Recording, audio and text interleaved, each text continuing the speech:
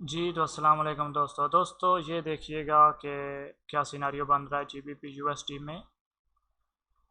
Engulfing cell number 1, एक engulfing cell ये बन गई, दूसरी इंगल्फिंग सेल और ये बन गई तीसरी इंगल्फिंग सेल। अब ये तीन इंगल्फिंग सेल बन गई हैं H4 के टाइम फ्रेम में, ये देख सकते हैं। अब ये देखें इसके साथ क्या बन रहा है, बहुत ही इंफॉर्मेटिव वीडियो ये आप देखिएगा।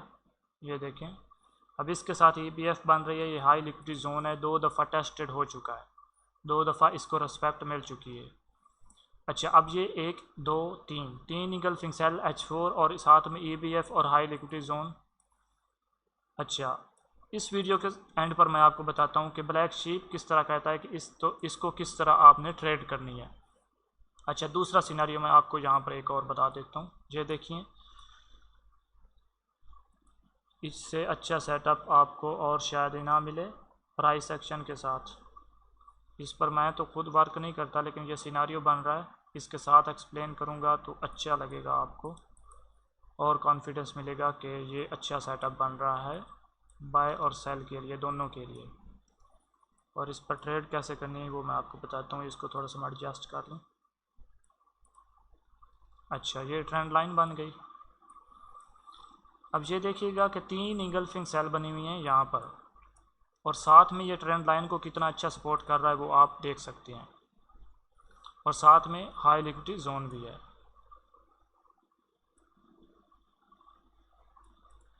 ये देखें अब इसको मैं यहाँ से डिलीट करता हूँ, तो इसको मैं लगा रहने देता हूँ।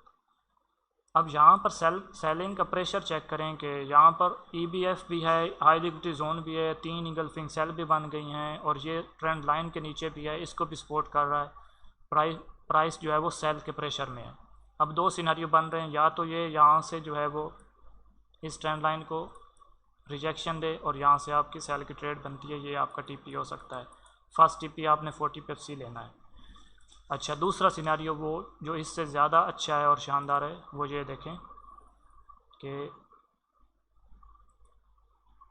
यहाँ से जो है वो प्राइस अगर इसको जो है वो रिस्पेक्ट करती है,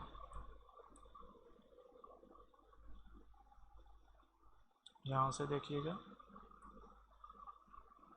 इस तरह जो है वो इसको ब्रेक कर देती है, यहाँ से जो है वो इस तरह का सिनेरियो बन रहा है। अब ये देखिएगा जो ट्रेंड लाइन को यूज़ कर रहे हैं, ट्रेंड लाइन में अगर यहाँ से इसकी जो H4 की कैंडल यहाँ पर क्लोज हो जाती है, तो ट्रेंड लाइन वाले ये समझेंगे कि ट्रेंड लाइन ब्रेक हो गई है, तो रीटेस्ट पर वो बाय करेंगे, वो उनका यहाँ से SL हिट हो सकता है। आपने सेफ बाय कैसे करनी है वो ये देखिएगा कि ये लाइन आप देख सकते हैं, ये मैंने 1.28 100 ये आप देख सकते हैं। इस लाइन के ऊपर H4 की कैंडल का क्लोज होना ज़रूरी है, तब भी जाकर यहाँ से सेलिंग का प्रेशर जो है वो वीक होगा, कमज़ोर होगा, क्योंकि यहाँ पर अभी जो है वो बहुत ज़्यादा सेलिंग का प्रेशर है और ट्रेंड लाइन के भी नीचे है। तो इसके ऊपर जब यहाँ पर कैंडल क्लोज होगी, ये प्राइस लाइन जो मैंने हॉरिजॉन्टल लाइन लगाई है, यहाँ से फिर जो है इस जगह पर कैंडल का क्लोज होना और फिर रीटेस्ट पर इस जोन से आपने बाय करना है। ये दूसरा सिनेरियो बन रहा है। अब ब्लैक शीप इसमें क्या कहता है, सिनेरियो तो ये बहुत अच्छा बन गया, सेटअप भी बहुत अच्छा बन गया है। अच्छा ब्लैक शीप अब ये कहता है कि अगर दुनिया का नंबर 1 ट्रेडर भी आपको कह दे कि भाई इस जोन से आप बाय करो या इस जोन से सेल करो, वो आपको सिग्नल दे, तो कभी भी जो आपका अकाउंट का साइज़ है उससे ज़्यादा लार्ज साइज़ कभी भी यूज़ नहीं करना, चाहे वो दुनिया का नंबर 1 फॉरेक्स ट्रेडर है या चाहे वो जितना अच्छा से अच्छा सेटअप भी आपको बता रहा है। मनी मैनेजमेंट से हटकर कभी भी ट्रेड नहीं करनी। तो सेटअप जो है वो कभी भी फेल हो सकता है, ये बात अपने माइंड में हमेशा के लिए बिठा लें।